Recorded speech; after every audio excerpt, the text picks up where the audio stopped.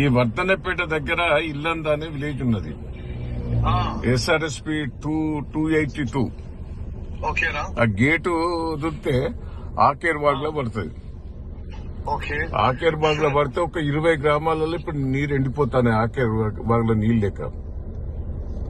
అంటే మరి SRSP లో నీళ్ళు తక్కువ ఉన్నాయి. ఇట్లా ఒక్క 5 రోజులు వదిలిపెడితే చాలే, అలా నీళ్లు ఉంటే చాలు. ఒకసారి మన అనిల్ ఈఎన్సీ చెప్తారా? ఈఎన్సీ అనిల్ కా నేను మాట్లాడతాను. ఆయన రాయించండి.